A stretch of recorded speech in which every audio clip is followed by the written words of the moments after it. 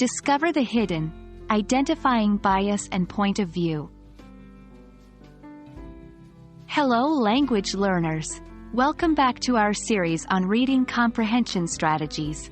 Today, we're diving into a very important skill, critical reading.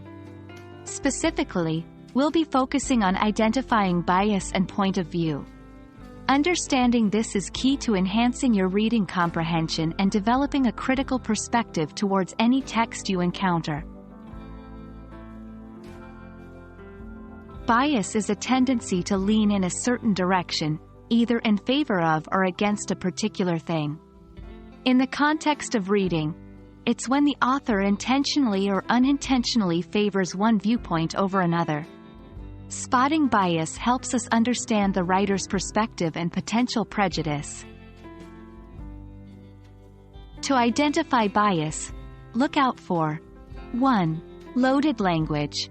This is language filled with emotional connotations or persuasive power.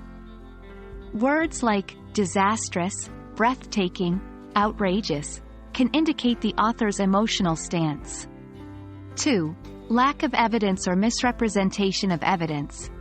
If an author makes claims without proper evidence, or distorts evidence to support their claims, they might be biased. 3. Ignoring counterarguments. If an author doesn't address opposing viewpoints or dismisses them without proper argument, it suggests bias. Point of view refers to the perspective from which a story is being told.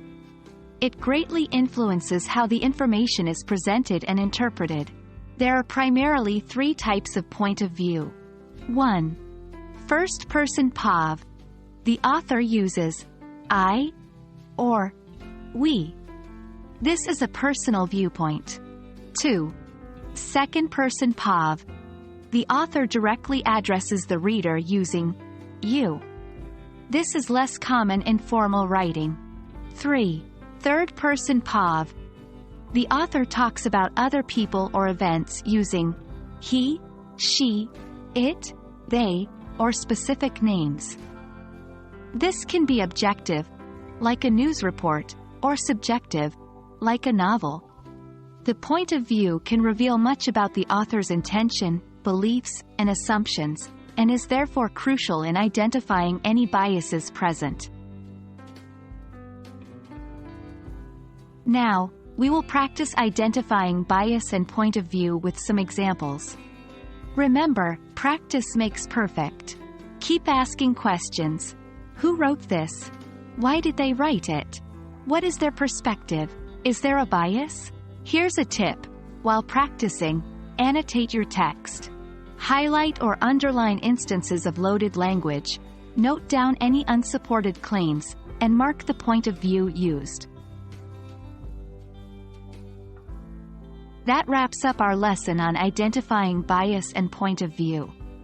Remember, reading critically isn't about finding fault, but about understanding the context and the intention of the author.